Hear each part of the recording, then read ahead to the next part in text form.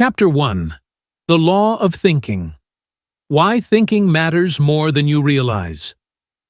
Let me start by asking, have you ever noticed how the same circumstance can elicit completely different reactions in different people? One faces a setback and feels defeated. Another sees the same challenge and lights up with possibility. Here's the big question: what separates those two individuals? The easy answer is attitude. But dig deeper, and you'll discover an even more fundamental cause: how they choose to think in that moment. Remember this: your thoughts are the creative force of your life. Whatever you're thinking about habitually, you're inviting in, like a radio antenna, constantly broadcasting your inner blueprint to the world around you. If that blueprint is cluttered with worry or self-doubt, guess what life mirrors back to you? More reasons to worry, more experiences that validate doubt. Becoming aware of invisible thoughts. Now, you might be wondering, how do I even know what I'm thinking all day? My mind goes a million miles an hour. Here's the first step. You become a bit of a thought detective. Pay attention to your internal dialogue. Maybe keep a small journal or use the Notes app on your phone. Pause and write down the key ideas or feelings dominating your mind every couple of hours. Are you fretting over last week's mistake? Are you excited about an upcoming project? This little exercise shows patterns. You'll see if your mind is more frequently locked on negativity or possibility. You might be shocked by how many repetitive thoughts cross your mind. Some are real downers. Don't judge yourself for them. Just notice. The simple act of noticing is the beginning of reclaiming your mental power. We become what we think about. This phrase, "we become what we think about," is a cornerstone principle I've shared for decades. Every great teacher, from ancient philosophers to modern motivators, has echoed it. Why? Because it's as reliable as the sunrise. When you hold a mental image of success, you move into success. When you keep focusing on limitations, you keep calling them in. Maybe you're in a tough spot, financially, emotionally, or health-wise. You may say, "Hey, you want me to ignore what's right in front of me?" Not at all. I suggest you understand that you can introduce a new image into your mind, even in the face of dire circumstances. By consistently focusing on that better image, you'll begin to shift your actions, your emotional responses, and your perception of opportunities. Before long, the outer world will start lining up with that new vision. Building a thought practice.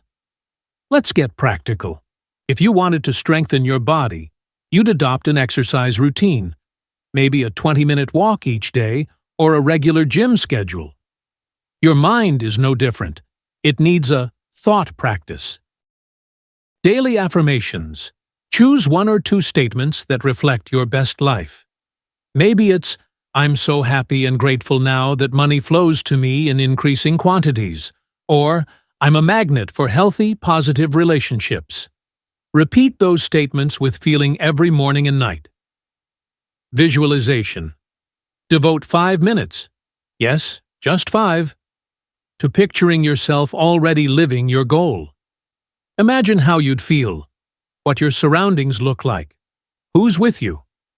This mental movie shapes your thought frequency and sets a new course for your day.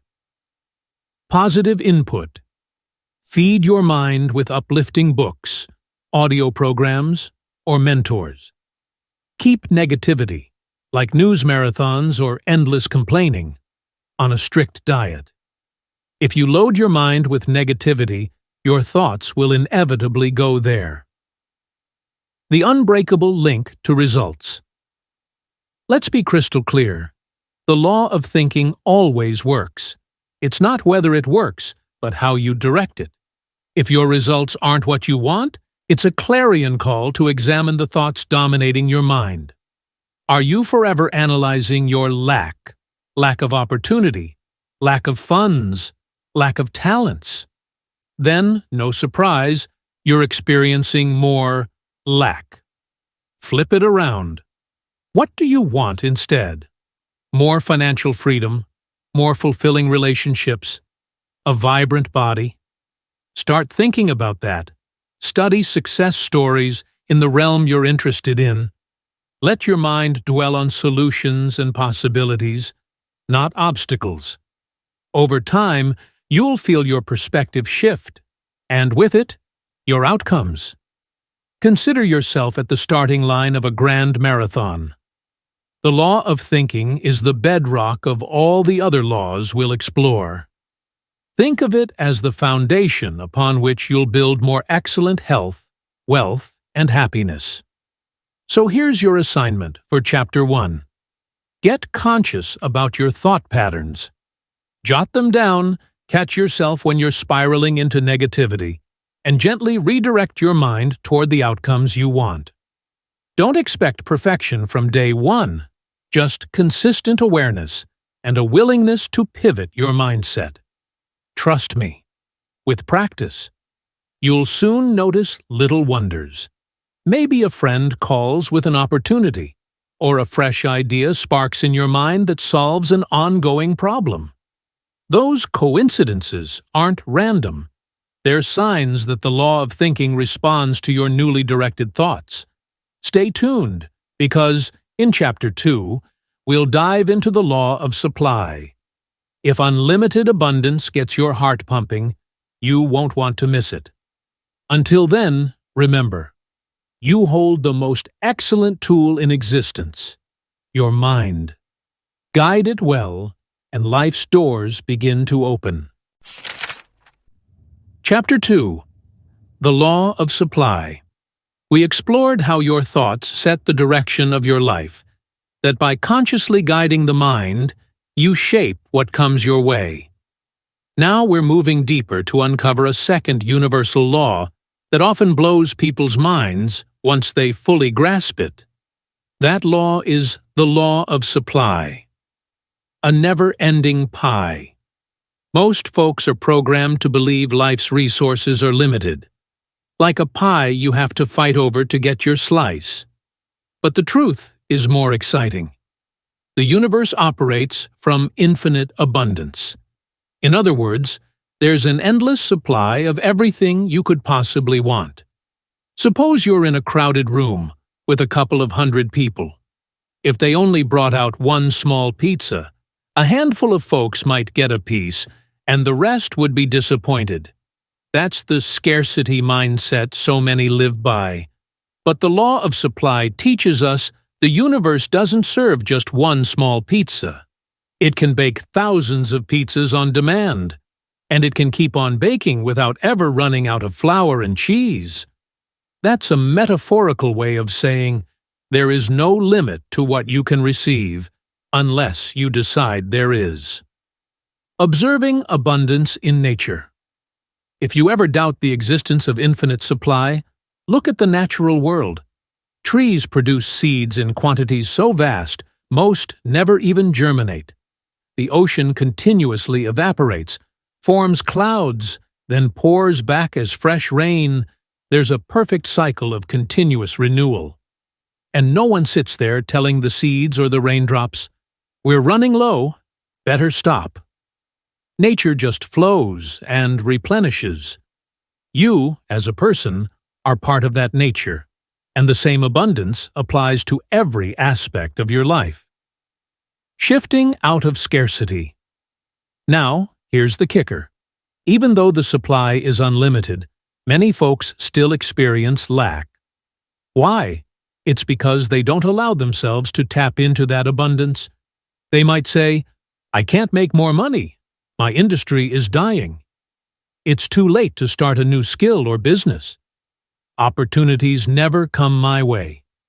Those statements build invisible walls around them, preventing universal supply from flowing in. Remember, your mind and its beliefs serve as a filter. If you genuinely believe there isn't enough, you'll create that experience. But if you shift your inner dialogue to, "I'm in an abundant universe. There's always more where that came from. You open the floodgates. In short, the gate to your good is in your head. Steps to invite. More. Say you're in a situation where money's tight. The typical reaction is worry or resentment. Why don't I have more? Instead, practice looking at what you do have. Maybe you have a roof over your head, or you've paid off certain bills. As you cultivate gratitude for the good already present, you align with the law of supply. You effectively say, I'm noticing the abundant nature of life, and that noticing expands whatever's working well. Expectation exercises. Next, combine gratitude with positive expectation. You might even create a simple affirmation such as, I am so happy and grateful now that I consistently receive new opportunities and resources. Revisit that statement throughout the day. Imagine the feeling of relief and excitement you'd have if sudden money or assistance showed up. Because with the law of supply, that arrival is completely plausible. Generous giving one surprising piece. If you want to see your supply increase, be ready to give. Whether it's donating to a cause, helping someone in need, or simply offering time and attention to those around you, giving triggers the flow of receiving. Why? Because you're affirming to yourself and to the universe that you trust there's more than enough to go around, and so you keep the circulation of good alive. No need to take from others. We should also note, sometimes people worry that if they get more, others will get less. But that's the scarcity lie creeping in. The law of supply says your thriving does not rob someone else of their thriving. There isn't one pie. There are infinite pies.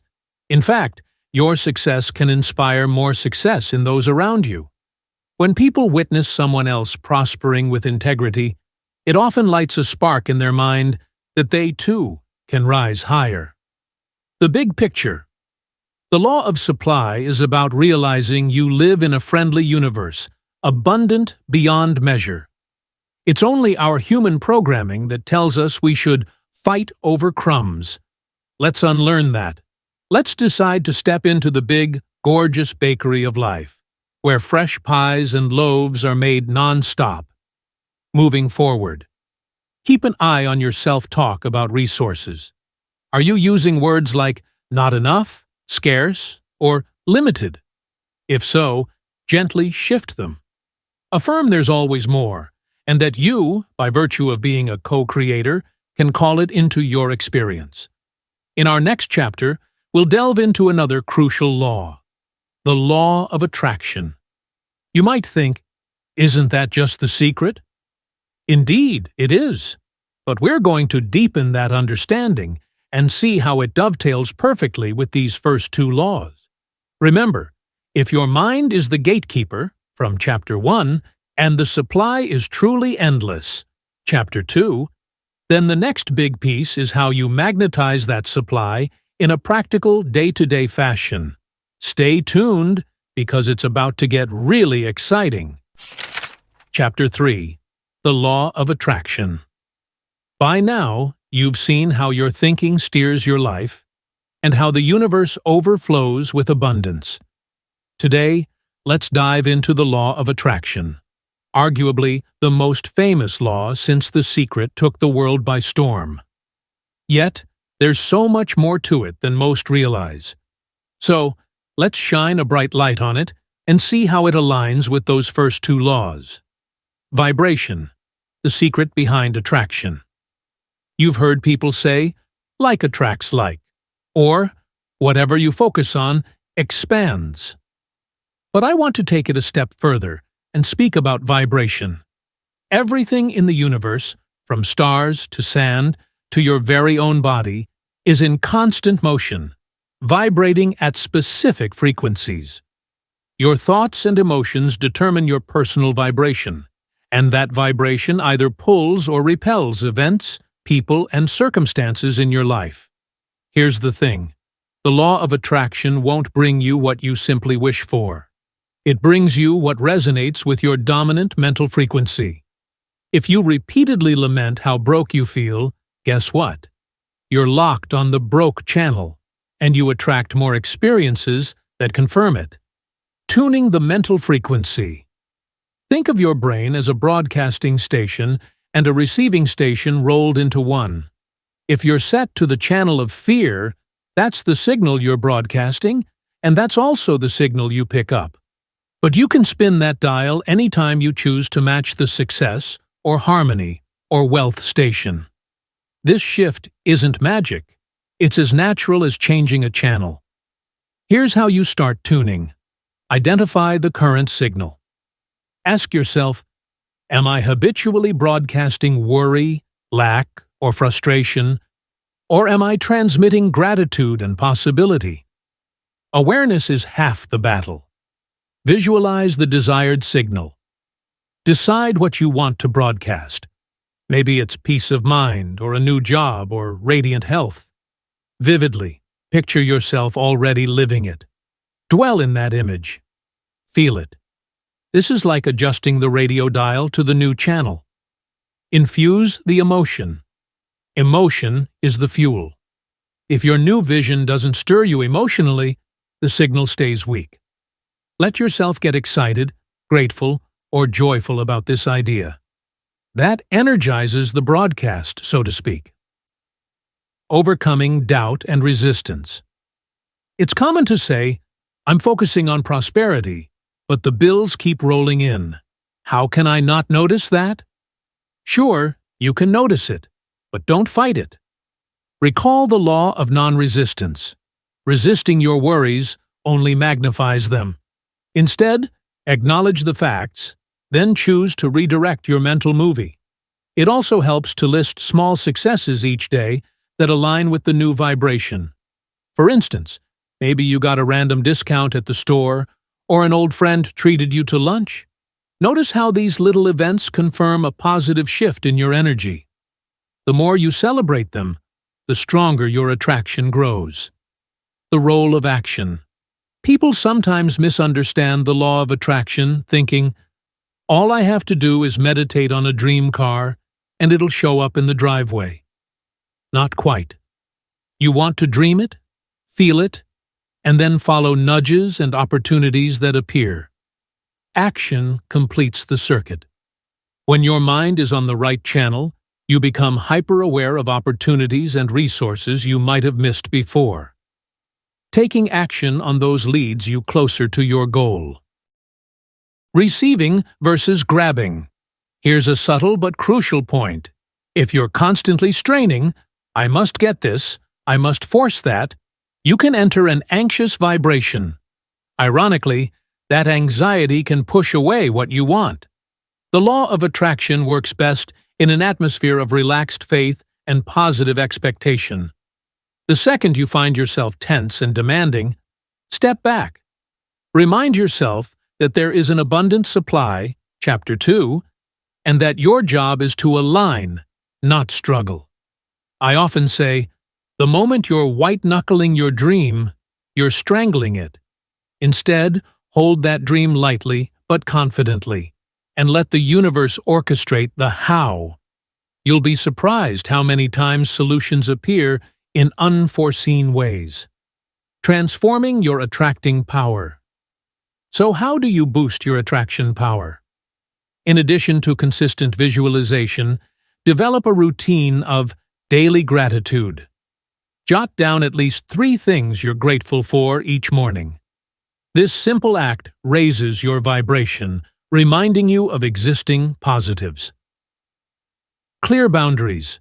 If certain influences, maybe negative acquaintances or toxic media, continually drag you down, create space or limit exposure, you want to guard your mental environment. Goal cards. Write a specific goal, e.g., I am so happy and grateful now that I earn specific amount monthly, by date, in ways that make me feel fulfilled. Carry that card with you, read it frequently, and let it spark positive emotion. Over time, this approach rewires your dominant mental frequency. You literally retrain your brain and emotions to resonate with the life you want, rather than the life you're trying to leave behind. Envisioning the big picture.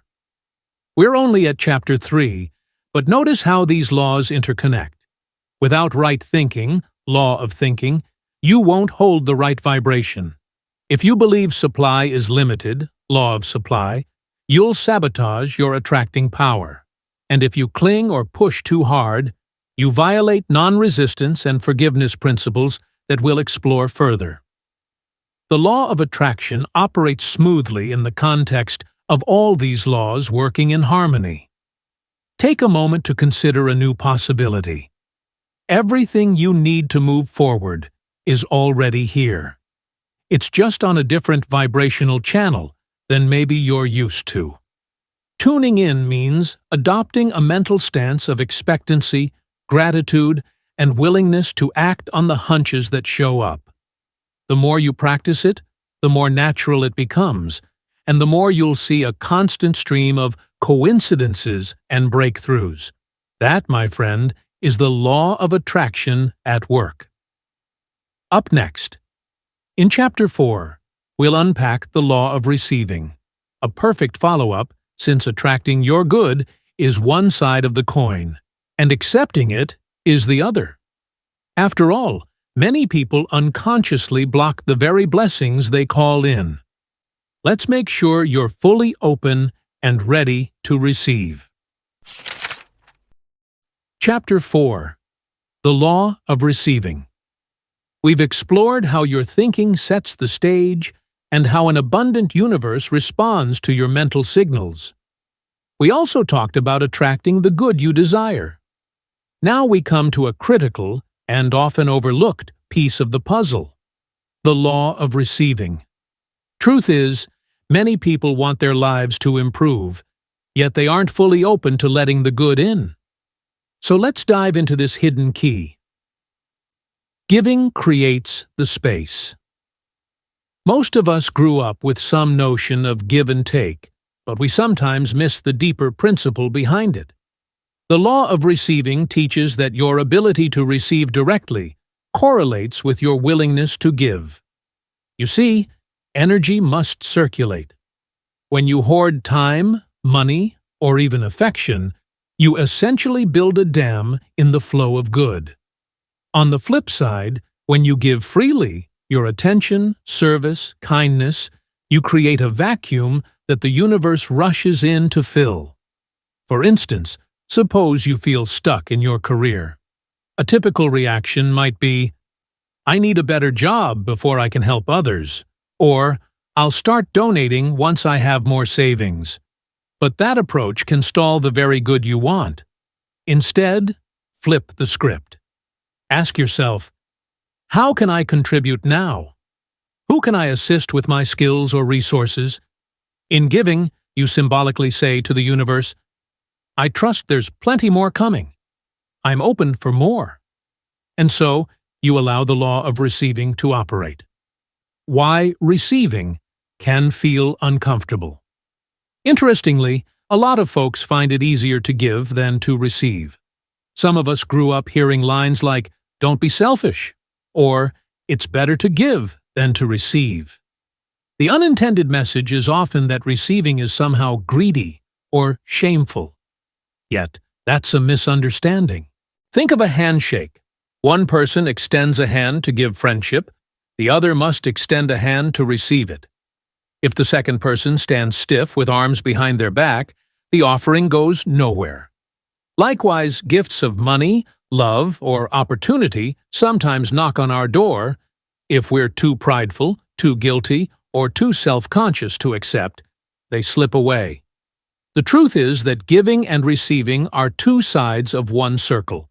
If you obstruct one side, you block the whole flow.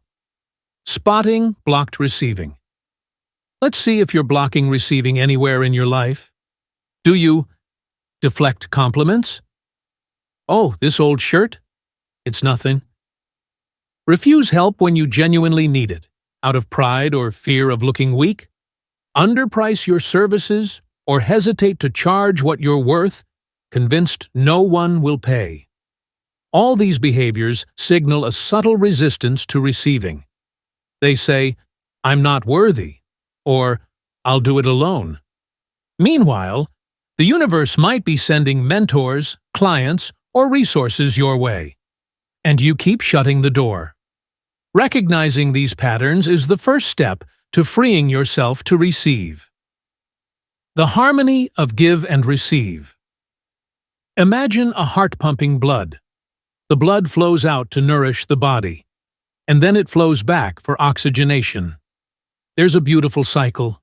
The same principle applies in your financial life, your social connections, your spiritual growth.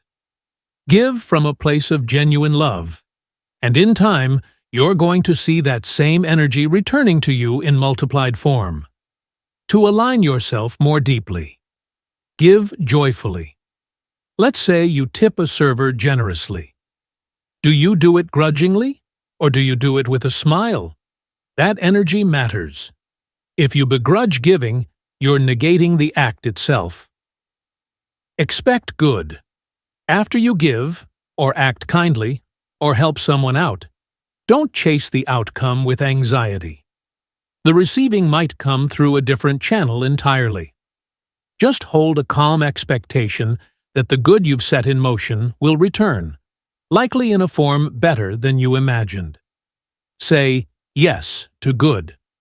The moment a compliment or offer comes your way, see if you can respond with, "Thank you, I really appreciate that," instead of brushing it off. This small shift changes your entire receiving frequency.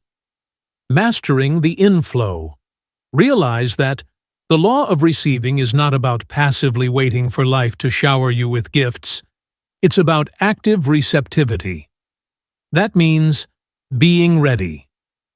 Keep your mind attuned to opportunities. If you're seeking a new job, are you open to job postings in unexpected places? If you want new friendships, are you open to random conversations at social gatherings?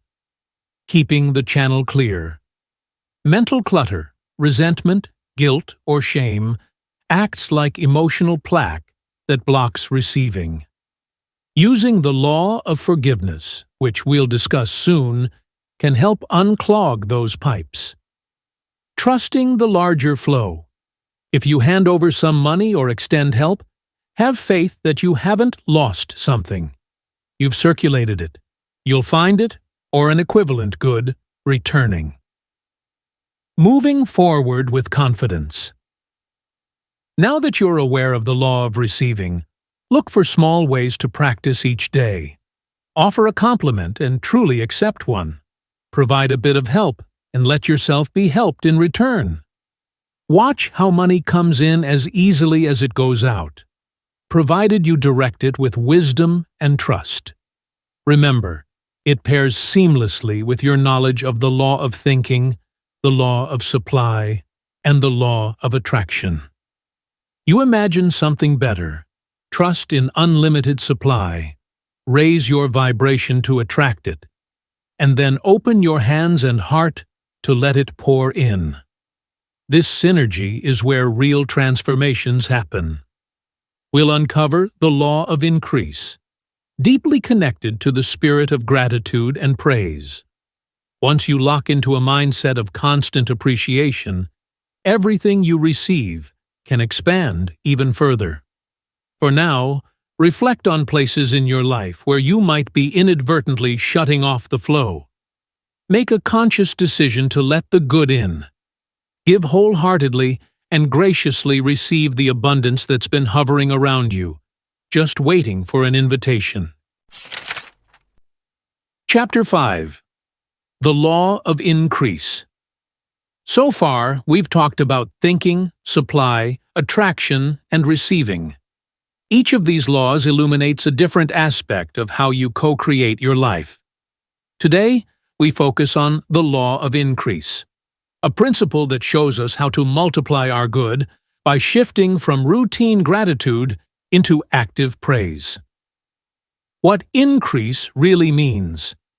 When we say increase, Many jump straight to the thought of more money. I want a bigger paycheck, or I want a nicer home. And yes, the law of increase can manifest in your bank account, but it also touches the intangible parts of life.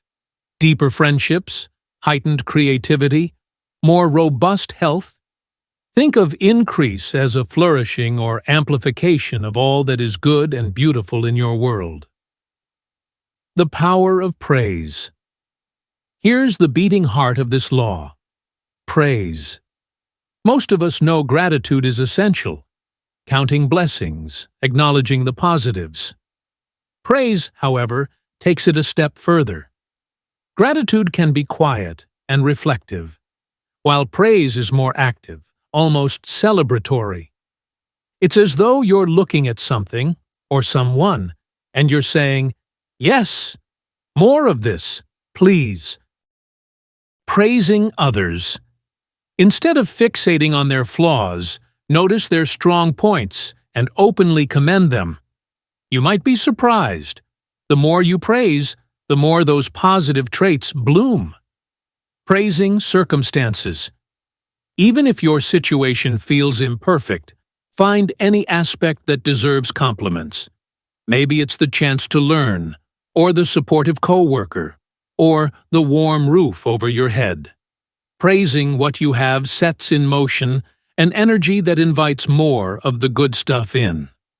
Why it works. Amplifying the signal. The law of increase ties closely to the laws we've already covered. Here's how. Law of thinking. The way you think about your circumstances determines whether they stagnate or expand. By praising, you direct your mental focus on the best, magnifying that aspect in your thought world. Law of attraction. Remember that you attract what you consistently resonate with. When you're in a state of praise, you vibrate at a higher, more uplifting frequency. That frequency naturally draws in matching experiences and people. Law of receiving. Praise essentially opens you up to receiving more. Instead of complaining about what's missing, you're making room for the good that is present, and thereby clearing a path for the good that's on its way. Think of your mind as a phone. Praise connects you into the network that plays the music of abundance. And guess what? Suddenly, you start hearing all the right tunes. Replacing criticism with praise. Let's be honest, we live in a world where criticism is standard operating procedure, whether it's in the workplace, in politics, or on social media. But if you want the law of increase to work for you, you must choose to be a praiser rather than a critic. Stop fighting cold. As we've mentioned before, you can't rid yourself of cold by focusing on it. You create heat. In the same vein, don't aim to combat negativity. Generate positivity through sincere praise, and negativity recedes on its own. Use non-resistance. When someone or something irritates you, resisting or condemning it only amplifies the friction. Instead, pivot to praising some aspect. If that feels impossible, pivot to praising something else in your life. The point is to shift out of the lower vibe that keeps you stuck. Methods to practice. Praise. Praise journal. Before bed or first thing in the morning, jot down at least 3 items, events, or people you genuinely want to praise. Don't just name them. Elaborate on why they deserve praise. This sets a powerful mental tone for your day or night. Praise breaks. Throughout the day, pause, maybe every 2 hours, and spend 15 seconds thanking or applauding aspects of your surroundings. It might be your comfortable chair, the sunshine outside, or a coworker's helpfulness. Notice the instant lift in mood. Praise in conversation. Whether you're talking to a friend, colleague, or family member, consciously weave in words of appreciation for them. If you see improvement or effort on their part, point it out. This not only boosts them, but trains your mind to see the good. Where to aim your praise. Your health? Instead of fixating on symptoms or imperfections, praise your body for its resilience and strength. Even if you're battling a health challenge, there's some function in your body that's working well. Praise it. Your money. Don't curse your bills. Praise every dollar that comes in or out. View money as energy in circulation. Bless your spending as well as your earning. It's part of the universal flow. Your goals. Each step, each small win on the way to a bigger dream, give it a shout-out. This practice moves your mind from "still so far to go" to "look how far I've come." Building the increase mindset. As you turn your attention to praising the blessings in your life, you cultivate an increase mindset. This mindset naturally looks for the kernel of goodness in every situation, gently expanding that goodness. Over time, it becomes a habit. You automatically see things to appreciate. And that is where the law becomes a daily joy, not just a technique. Remember, you're not trying to fake positivity. You're recognizing there's always something in each moment deserving of a spotlight. By focusing on that, you help it grow, fulfilling nature's inherent push toward expansion. The law of increase doesn't ask you to ignore reality or pretend life is perfect. It asks you to deliberately place your focus on what's working, what's uplifting, and what's possible. In so doing, you magnify those elements until your entire experience is suffused with greater prosperity, wellness, and harmony. In Chapter 6, where we'll explore another facet that keeps your flow of good going strong, the law of compensation. It's closely related to your work, your earning capacity, and the results you get day in and day out. You won't want to miss how it ties together with everything we've discussed so far. Chapter 6. The Law of Compensation.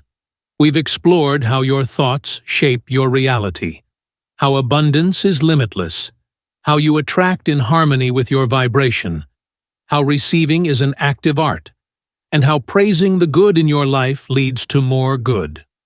Now we come to a law that directly impacts your day-to-day results, especially in your work and finances.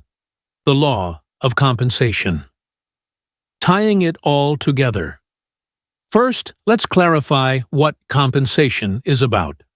Most people immediately think money, but compensation includes all forms of reward, recognition, influence, business growth, and yes, financial prosperity.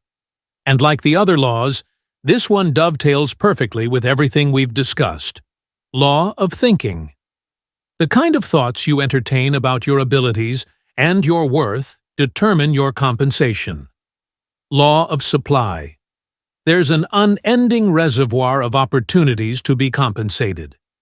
Law of attraction. You attract circumstances that match your self-image regarding work and earnings. Law of receiving. To receive greater compensation, you must remain open and willing to accept it. Law of increase. Consistently praising and appreciating what you have can lead to more compensation in new and surprising forms. The 3 conditions for greater compensation. There's a classic statement about the law of compensation I've shared for years. The need for what you do. Your ability to do it. The difficulty there is in replacing you. Let's examine these carefully. The need for what you do.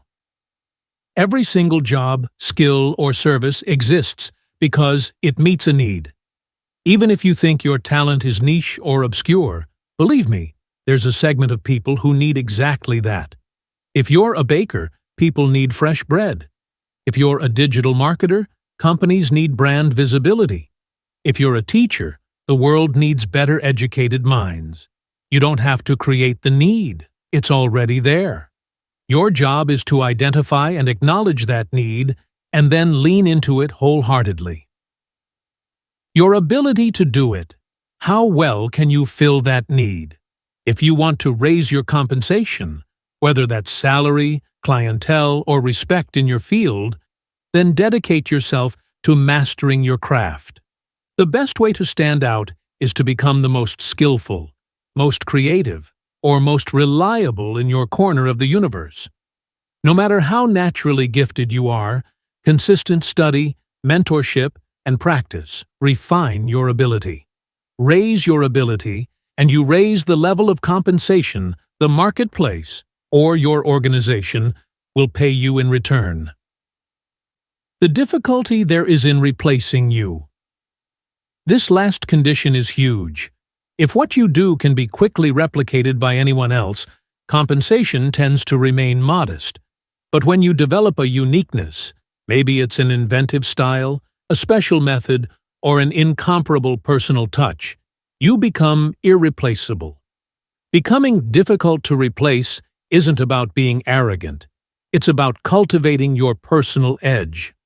As you do, the value of your work rises because people see that you're not just someone who can do a job. You're the person they trust to deliver results that others can't match. Overcoming the common roadblock. Number 1.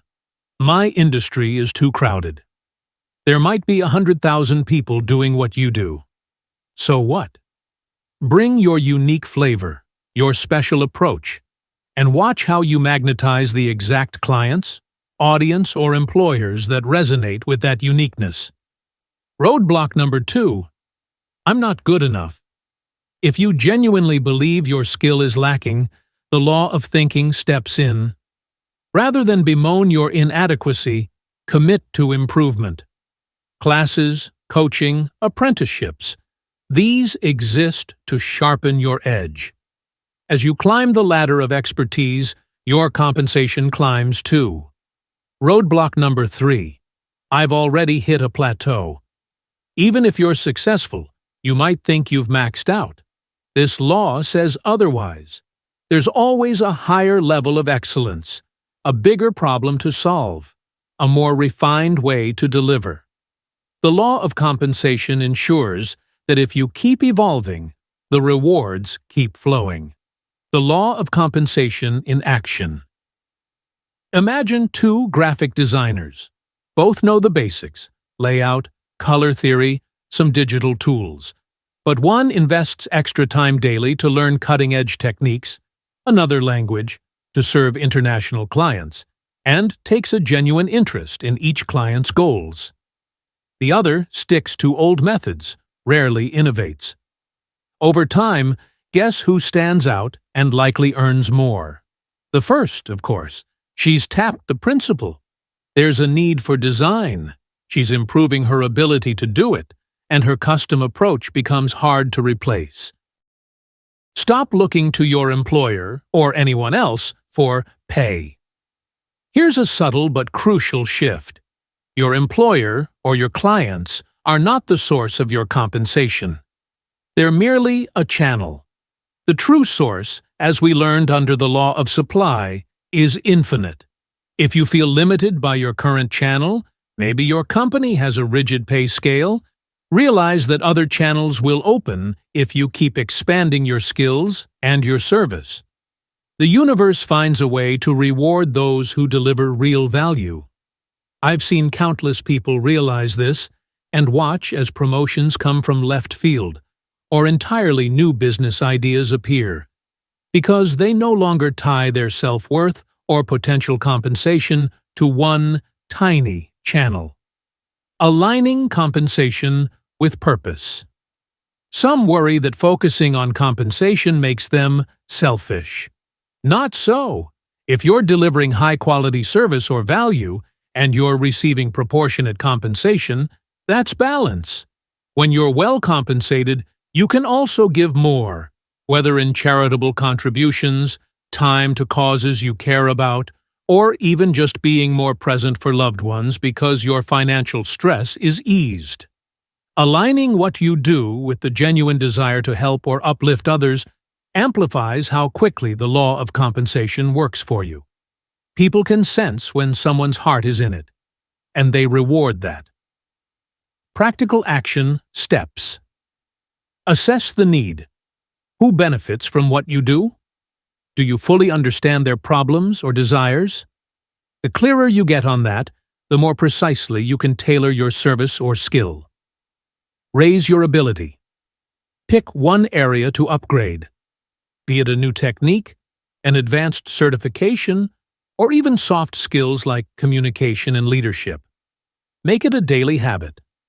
Cultivate uniqueness. Look at your field and ask, where do I see a gap in how people are served? How can I bring a fresh approach? This is how you become difficult to replace. Track your worth. Keep a simple record of the value you provide. Testimonials, milestones, or personal achievements.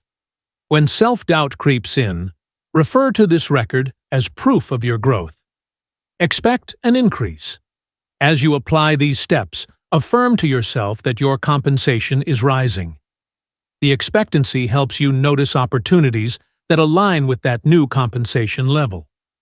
We live in a universe where energy moves from a higher potential to a lower potential, always seeking balance and expansion.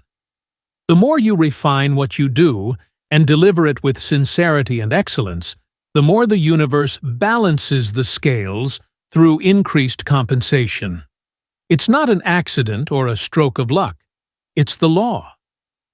In Chapter 7, we'll tackle the law of non-resistance, a principle that helps you handle challenges without getting stuck in conflict or negativity. It works hand in hand with compensation. If you're constantly resisting and battling everything, you limit the very flow that could improve your success. So stay tuned, because that law is a game changer in keeping your mind and energy free to advance. For now, reflect on the three pillars: need, ability, and irreplaceability, and see where you can apply them immediately. A little shift in any one of them can yield big strides in your earnings, your influence, and the sense of fulfillment you carry each day. Chapter 7. The Law of Non-Resistance. After exploring how you can grow and be compensated for your value, it's natural to think, "Great, now I'll go full speed ahead."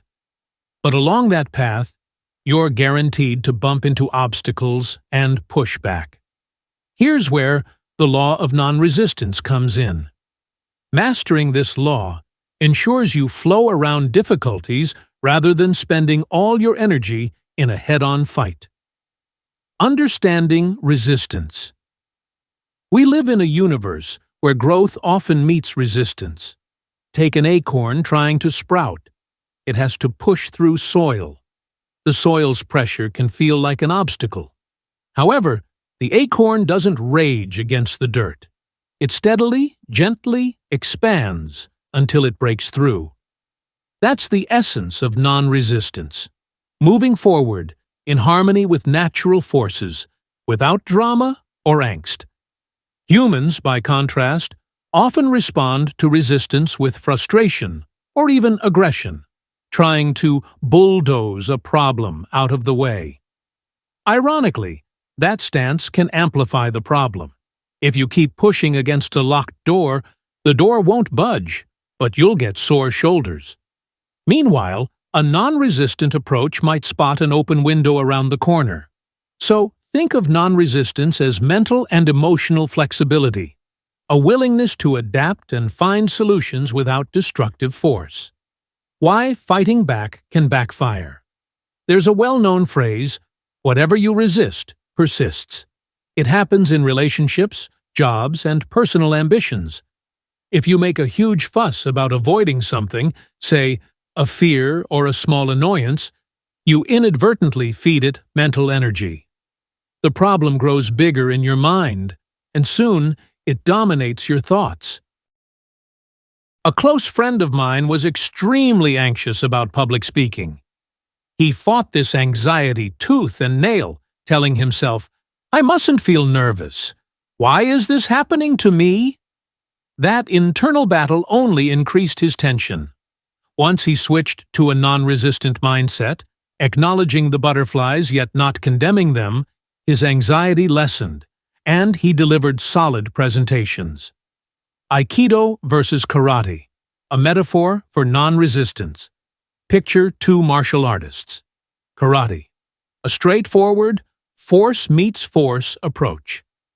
Someone strikes you, you strike back harder. This certainly can work, but it demands immense energy, and sometimes leaves you more battered than the opponent.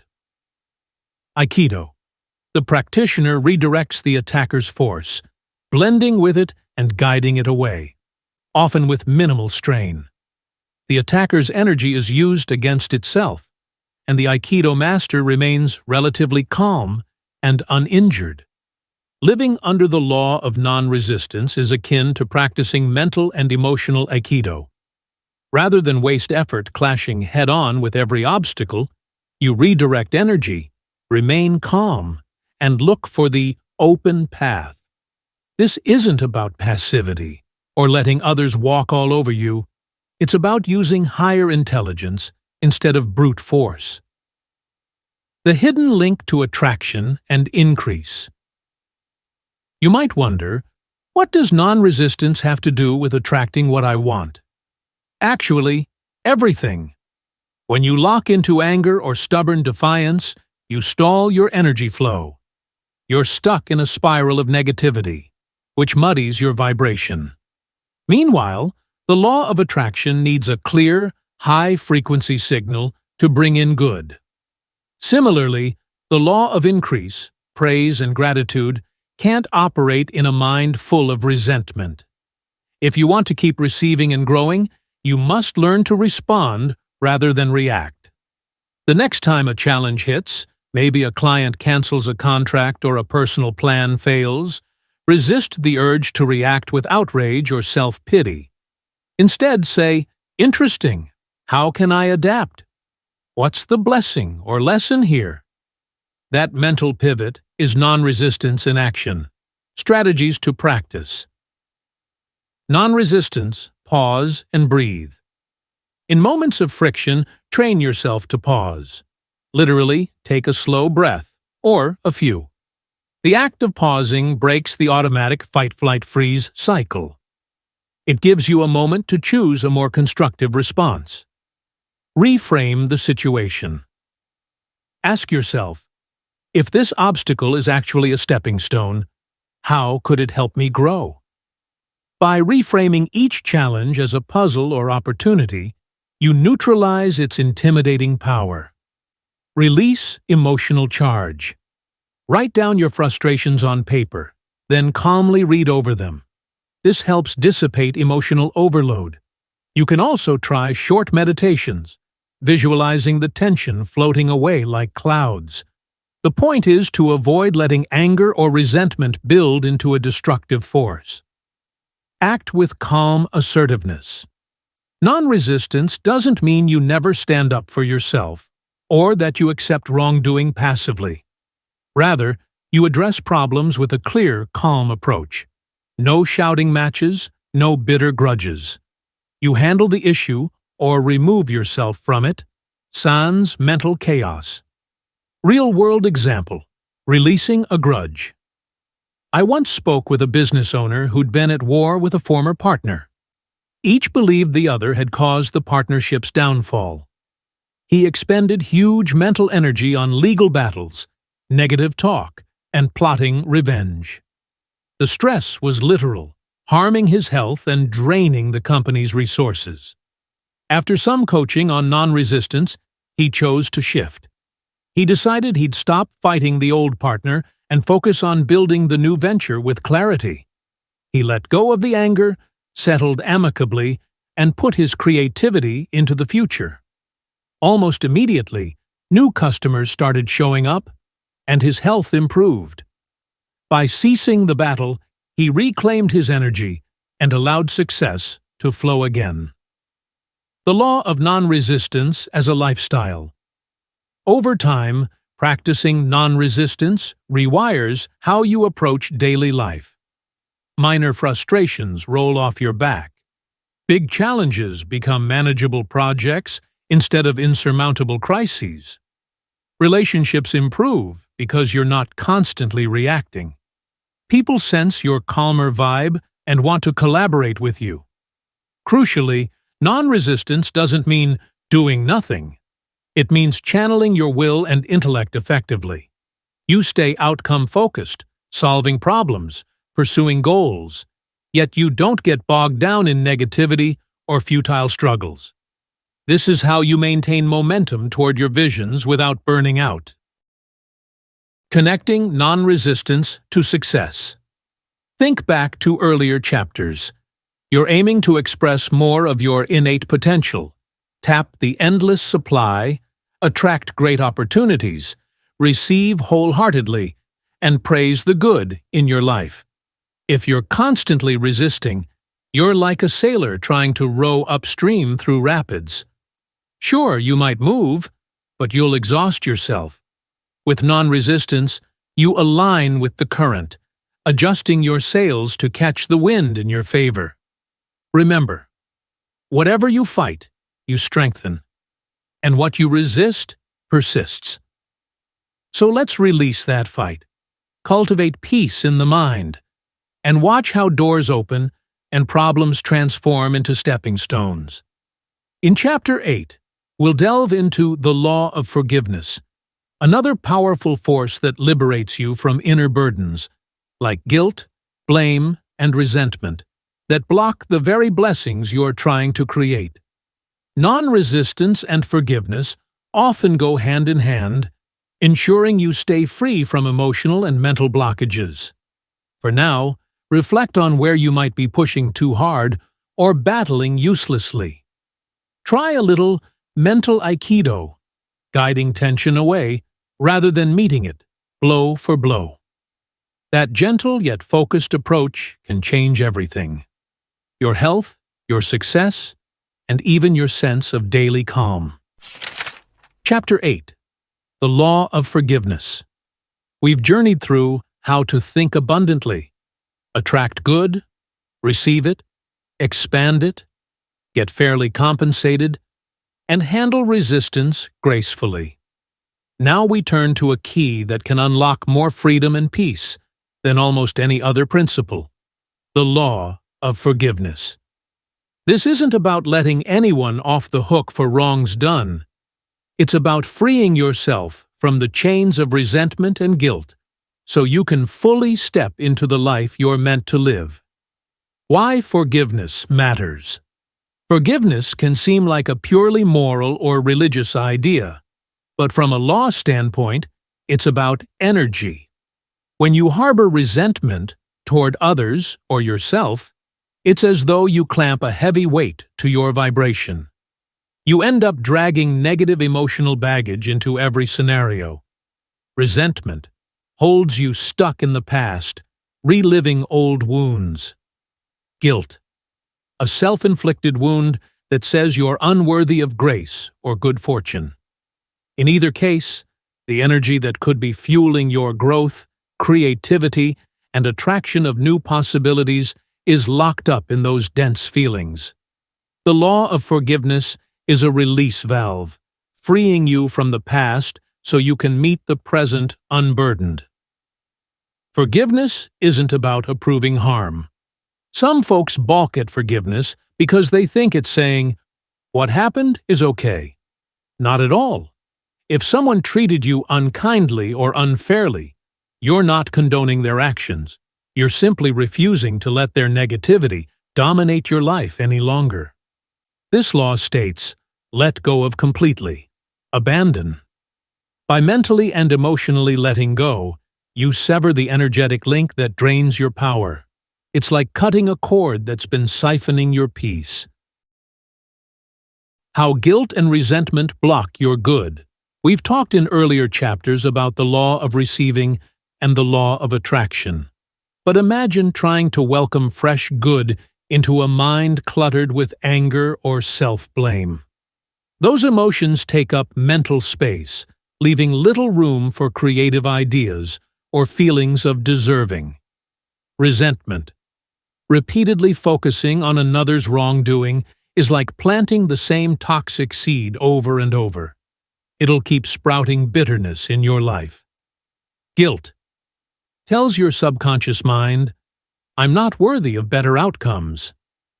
So your vibration actually repels blessings. As you can see, forging ahead while dragging guilt and grudges behind you is like trying to run a marathon in heavy boots. Steps to practice forgiveness. Acknowledge the hurt. Don't sweep your feelings under the rug. Recognize why you feel wronged or guilty. Write it down. Vent it out privately. This step transforms swirling emotions into a tangible account you can work with. See the other, or yourself, with compassion. Everyone is operating from their level of awareness. Perhaps they were ignorant or living in fear. You might see you, too, were acting from confusion or pain. This doesn't excuse the action, but it opens a door to understanding. Decide to release out loud, or in writing, affirm, I release this situation and everyone involved. I am free, and they are free. This can feel awkward at first, but that decision is like cutting the energetic cord. Replace with a higher thought. Immediately afterward, plant a positive idea in your mind, something like, I'm growing from this, or I choose peace now. This helps ensure you don't drift back into the negative loop. Forgiving yourself. Often, the hardest person to forgive is ourselves. Maybe you regret a choice you made, or feel shame for not living up to your own expectations. But the law is the same. Holding on to guilt traps your energy in the past. Observe your self-talk. Is it peppered with statements like, I always mess up, or I'm never good enough? Those are forms of self-condemnation. They choke your self-confidence and hamper your ability to move boldly into new opportunities. Make a habit of self-compassion. Try something like, I did the best I could with the knowledge I had. I forgive myself. I choose a better path now. Aligning forgiveness with other laws' law of supply. There's an infinite reservoir of good awaiting you. But if you're emotionally blocked by grudges or guilt, you can't tap into it fully. Law of attraction. If you keep replaying old hurts, you stay tuned to the grievance channel, attracting more reasons to feel aggrieved. Forgiveness lets you retune to expansion and healing. Law of receiving. By letting go of negative energy, you open more mental space to receive fresh good. It's like clearing clutter from a room so new furniture can come in. Moving forward with a free heart forgiveness is not a one-time event. It's often a process. You might release something today, only to have an old feeling resurface next week. That's okay. Each time it comes up, reaffirm your choice to let it go. Over time, the emotional charge fades, and you'll notice a wonderful sense of lightness and possibility. As you master the law of forgiveness, you'll experience an internal spring cleaning that directly impacts your external world. Relationships improve, opportunities flow in, and best of all, you live with a calmer spirit. In a sense, forgiveness is one of the purest gifts you can give yourself, and it's absolutely vital if you want to keep stepping into higher levels of success and fulfillment. In Chapter 9, we'll explore the law of sacrifice, which reveals why letting go of something of a lower nature is crucial to gaining something of a higher nature. It fits beautifully with forgiveness, because once you release old baggage, you make room for higher aspirations and better results. Don't miss it. For now, ask yourself, is there a person, situation, or even a regret within me that I'm ready to forgive? Start with something manageable. You'll feel the shift as soon as you decide. Chapter 9. The Law of Sacrifice. We've just seen how forgiveness sets you free from old resentments and guilt, clearing the way for fresh opportunities. Now we dig into a related law that people often misunderstand: the law of sacrifice. Don't worry, this isn't about giving up everything dear to you. It's about trading something of a lower nature for something of a higher nature, and doing so with clear intention. The true meaning of sacrifice. Most of us grew up equating sacrifice with loss, imagining we must forfeit our happiness or possessions to be worthy. But in the context of universal law, sacrifice means letting go of what's holding you back to gain something better. It could be an outdated habit, an unhelpful belief, or even a comfortable but limiting routine. Consider an athlete who wants to reach Olympic level. They sacrifice casual leisure time in favor of disciplined training. Or an entrepreneur might sacrifice Netflix binges to focus on building a new venture.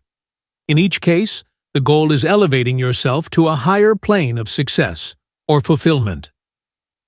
The vacuum law in disguise. You may recall the idea of the vacuum law of prosperity. Nature abhors a vacuum, so when you consciously create space, by discarding what no longer serves you, the universe rushes in to fill that void with something new. Sacrifice is essentially the same principle. By releasing the lesser, you open a channel for the greater. Let go of lower patterns. Could be habitual complaining, negative self-talk, or living on autopilot. Once you remove them, you make room for confidence, vision, and purposeful action. Let go of lower goals.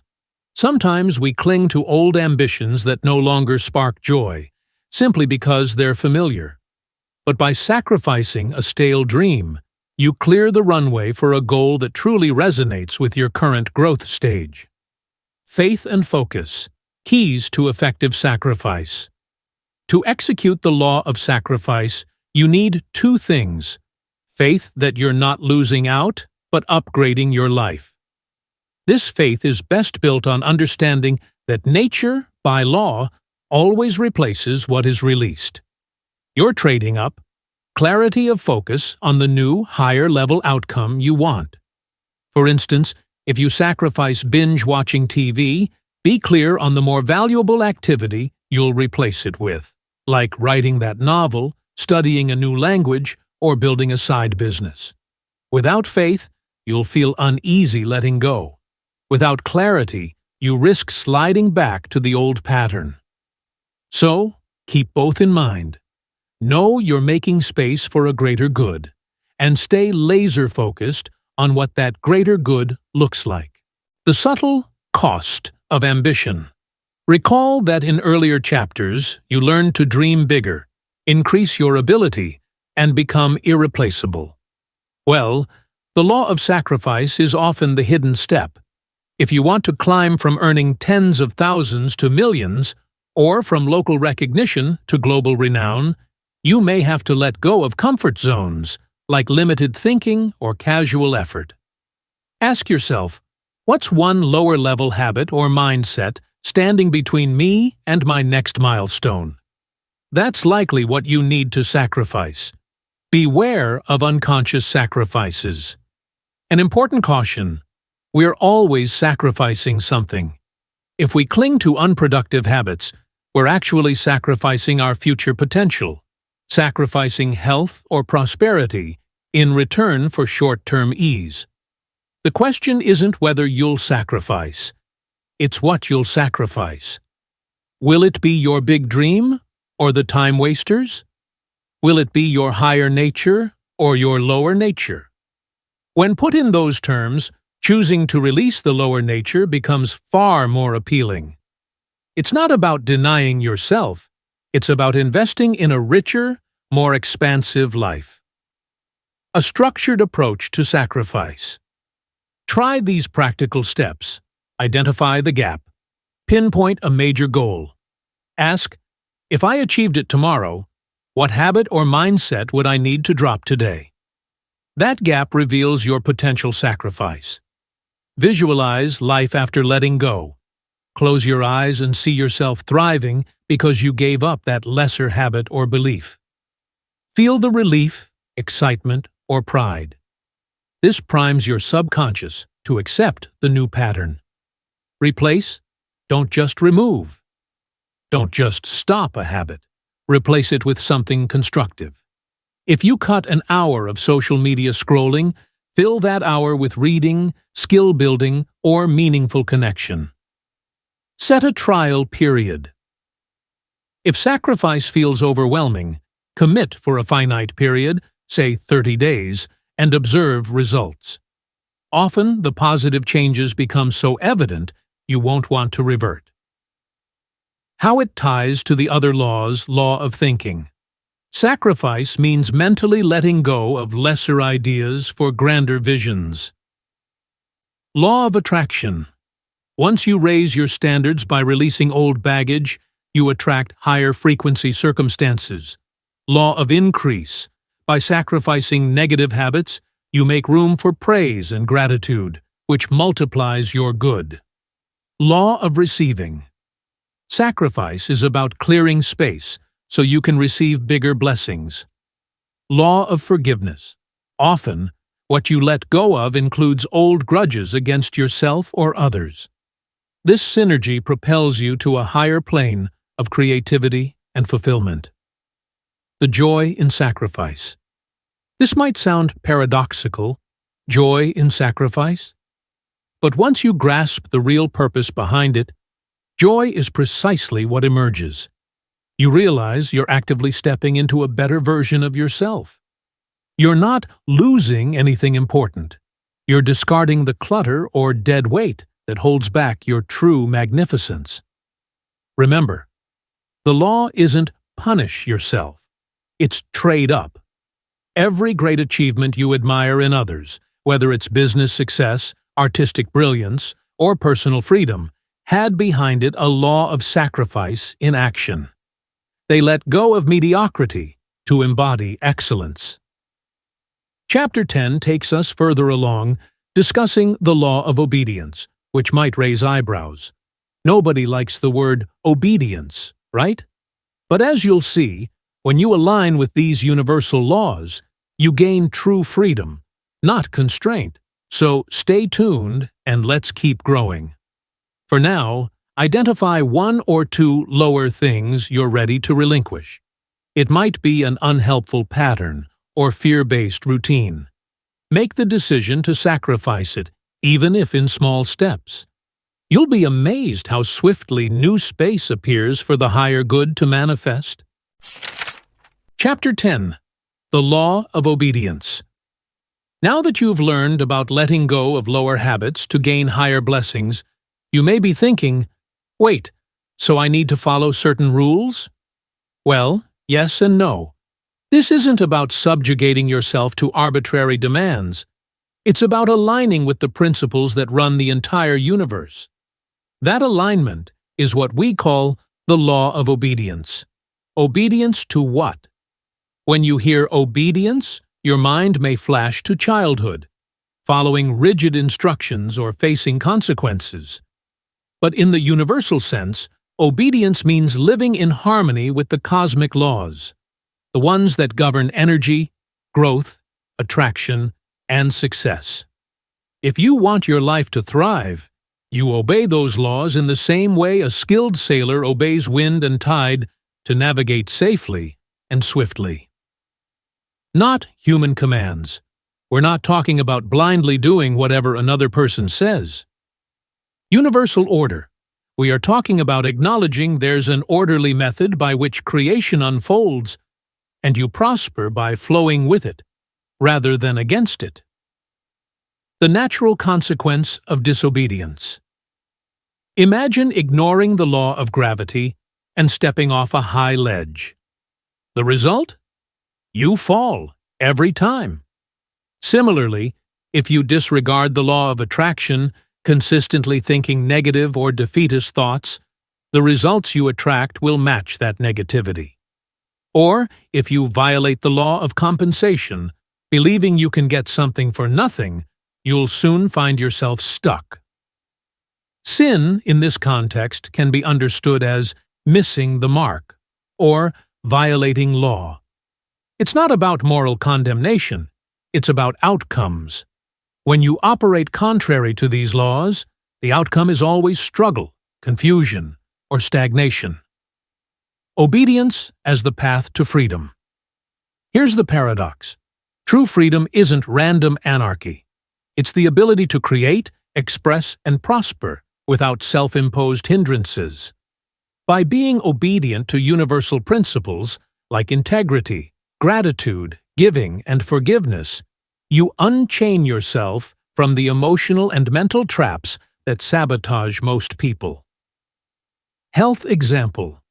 Eating in alignment with the body's needs and natural rhythms is obeying a physical law. The reward is a vital, energetic body. Wealth example. Providing genuine value, honing your skills, and expecting abundance is obeying the law of exchange. The result is financial growth that doesn't need you to cut moral corners. Cultivating an obedient mindset. Study the principles. Don't just skim. Absorb the laws we've covered. Thinking, supply, attraction, receiving, increase, compensation, non-resistance, forgiveness, sacrifice, and now obedience. Reflect daily on how they apply to your life. Ignorance of the law is not an excuse for poor results. Stay attuned to your inner guidance. We all have an intuitive compass nudging us toward harmonious action and away from self-destructive choices. Obedience means acknowledging that nudge rather than brushing it off. Practice. Consistency. Obedience isn't a one-time decision. It's a continuous practice, like staying balanced on a bicycle. Small course corrections keep you from tipping over. The lesson of nature. Nature provides the best illustration of obedience. She wastes no energy on conflict for the sake of conflict. Seasons flow seamlessly. Winter yields to spring, spring to summer, and so on. A seed in the soil obeys the law of growth. With proper sunlight and water, it expands without hesitation or second-guessing. Animals operate on instinct, harmonizing with ecosystems. We humans, however, have choice. Our advanced intellect can make us try to cheat the system, cut corners, or ignore inner wisdom. That's how we get dis-ease and chaos. But once we notice that ignoring the law leads to setbacks, we can consciously choose to obey and reap the benefits. It's a dance between intellect and universal design. Applying obedience in day-to-day life. Work ethic. Are you aligning with the law of compensation, giving true value? If you half-heartedly work and expect big returns, that's disobedience. Relationships. Are you respecting boundaries? Practicing kindness and understanding? Law of non-resistance? If you constantly clash or hold grudges, that's disobedience and friction results. Personal growth. Are you embracing or resisting lessons that come your way? Each challenge can teach you something. Obey the principle of growth, and you rise above. Reframing discipline. To live in obedience to laws, you cultivate discipline. But think of discipline not as punishment or drudgery, rather as a steady commitment to do what supports your highest good. It's consciously chosen, ardently desired, and patiently persisted in, as we said about sacrifice. You become the master of your craft, your mind, and your environment. The discipline of that path frees you from chaos and haphazard living. Are you trying to get without giving? Check your actions. If you're trying to hustle quick gains without offering real service or growth, that's disobedience to the law of compensation and supply. Or if you're blasting negative, anxious thoughts all day, hoping for a miracle result, that's disobedience to the law of thinking and attraction. By identifying these subtle missteps and choosing to realign, you eliminate struggle. Harnessing lawful power. We often marvel at inventors, artists, or entrepreneurs who reach astounding heights. They might say they bent reality or beat the odds. In truth, they likely learned and complied with universal laws more effectively. This compliance gave them access to a power that seems magical from the outside, but is completely natural when you grasp the laws. Remember, the law works every time, for everyone, in every place. The only variable is your level of understanding and application. For now, think of one law you feel you often disobey. Maybe it's the law of forgiveness or the law of receiving. What one step can you take today to be more aligned with it?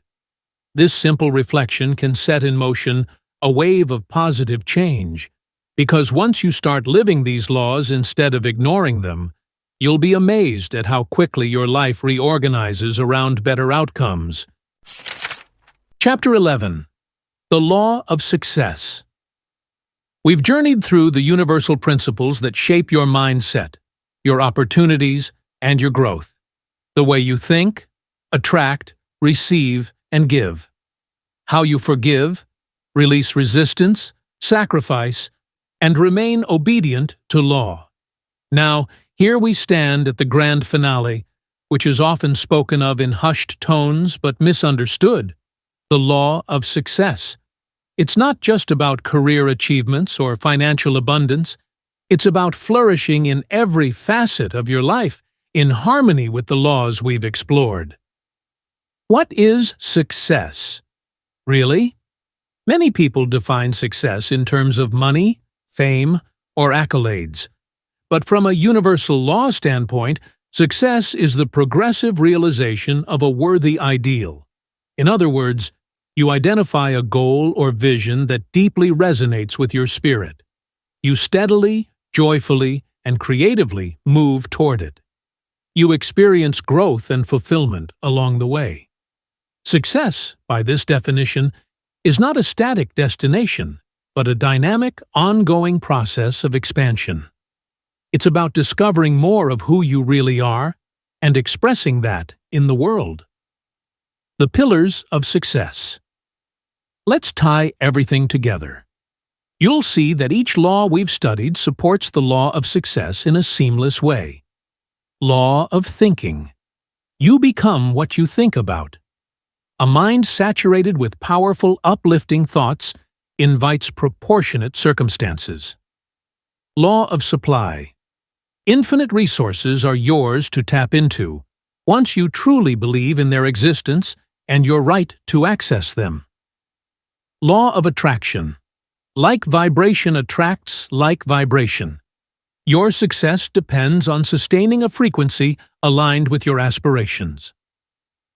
Law of receiving. Openness is crucial. Once you learn to accept the good with gratitude and release limiting beliefs, success flows. Law of increase. By praising and appreciating what you already have, you multiply it, be that recognition, income, or relationships. Law of compensation. The need for what you do, your ability to do it, and the difficulty in replacing you determine much of your worldly rewards. Law of non-resistance. Instead of fighting obstacles, you flow around them, preserving energy and creativity. Law of forgiveness.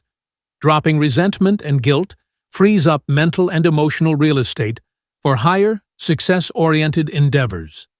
Law of sacrifice.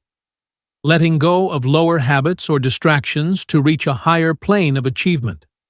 Law of obedience. Aligning with these universal principles ensures you work with the cosmic flow, not against it. Put simply, the law of success depends on your consistent application of all these laws in daily life. Embracing the Creator within each of us is a co-creator.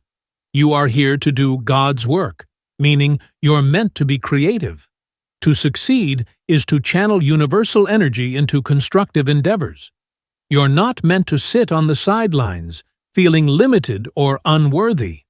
Recognizing yourself as a creative force in this grand design is half the battle. As a co-creator, you're never truly alone. You've got universal intelligence backing you up. Your thoughts, when linked to emotion and guided by these laws, become your most potent tools for shaping reality. That is success on a profound level, realizing you're part of a bigger, purposeful unfoldment. Common success blockers. Even with all this knowledge, a few stumbling blocks can arise. Fear of failure. If you obsess over the possibility of falling short, you energize that outcome. Turn your attention to the lessons or growth any challenge provides. Impatience. Demanding instant results can undermine the gestation period each goal requires. Trust in timing, stay consistent, and allow success to ripen. Comparisons. Constantly measuring yourself against others can breed envy or discouragement. Remember, every person's path is unique. As long as you are evolving, you're succeeding. Practical formula for success. Try this simple daily approach. Clarify your vision. Early each morning or late at night, picture where you want to be. Feel its reality. Write it down in clear terms. This sets your mental compass. Take inspired action move toward your vision without forcing or struggle. Align your actions with joy and intention. Even small steps, taken consistently, snowball into big results. Maintain high vibrational attitude. Keep gratitude, praise, and open-mindedness at the forefront. When you sense resistance, apply non-resistance. If resentment flares, apply forgiveness. If fear arises, recall the law of thinking and shift to more constructive thoughts. Monitor your alignment. Check in daily. Am I living these laws or going back to old habits? If you slip, realign. It's a continuous growth process, not a one-time fix. Celebrate progress. Each breakthrough, no matter how small, deserves acknowledgement. That's how you reinforce a success mindset, which in turn fuels more success. The bigger picture. Success as service. When you succeed, you're also in a position to serve more. This might mean sharing resources, mentoring others, or simply radiating positivity that influences your circle. Note that your success isn't separate from the good of others. It contributes to it. The law of compensation even suggests that the more value you contribute, the more you grow in return. So, an important note. Real success isn't selfish. It uplifts everyone touched by your life. Think of any true leader or innovator you admire. Aren't they simultaneously helping society in some manner? That's the cosmic design at work. A final word of encouragement. No matter where you are right now, whether you're just beginning to apply these concepts or you're refining a long-standing practice, your success journey is valid. Every day is a fresh chance to express more of your potential. Keep studying, keep experimenting, and keep believing in your unlimited capacities. Remember, the universe wants you to succeed because each person's expansion contributes to the collective good. When you're thriving, you're in harmony with life's forward momentum. By uniting all these laws, thinking, supply, attraction, receiving, increase, compensation, non-resistance, forgiveness, sacrifice, and obedience, the law of success becomes not just an idea, but a natural outcome of who you are being. A final exercise. Write down or reaffirm a worthy ideal you're moving toward. List 3 laws you feel especially drawn to integrate more deeply. Decide a simple action step to embody each law in the coming week. By doing this, you anchor all the knowledge into a tangible plan. And that, my friend, is how you honor the law of success, through steady application, unwavering faith, and joyful participation in the great dance of creation. Conclusion. You've now explored a profound system of thinking and living, gleaned from timeless principles. Embrace these laws in your own life. Study them, revisit them, and watch as the puzzle pieces fit together for a life of genuine happiness, abundance, and service. This isn't just theory. It's a roadmap for continuous expansion. May you walk forward confidently, knowing that your success is assured when you work with the laws instead of against them. Go forth, create something magnificent, and remember that each step forward is a victory in itself. If you have enjoyed this audiobook, consider watching the next video